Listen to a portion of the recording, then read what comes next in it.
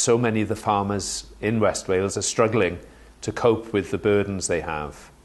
So volunteering to help a farmer really makes a difference to their lives. Farmers are experiencing all sorts of problems, and they experience them in different ways. Very often it's because of their isolation. A farmer will work on their own for days, if not weeks on end, without seeing another soul. That causes its own problems. Sometimes the issue is heavy workload. They will often be working 15, 16 hours a day, 7 days a week.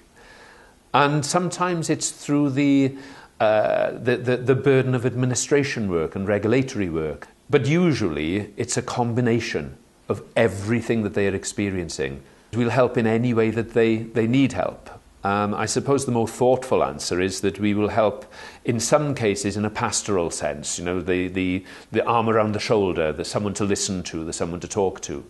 In other cases it's far more practical. It's helping them to get up to date with their farm records before an inspection that is due. Or it's helping them to deal with an illness and making sure that the jobs that need being done on a farm are being done whilst they're unwell.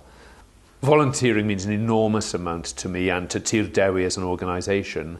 Everything that we do is done through and by volunteers. We are blessed with some very good volunteers who are variously engaged, but there's always room for more because there's always more demand from farmers. There's always more demand for support.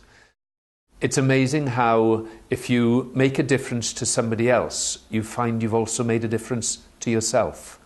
You get that benefit from being a volunteer. If you have a caring heart, then you feel compelled to help other people. But what you get again is well-being, a sense of well-being from helping, but also you meet other people who share this caring heart.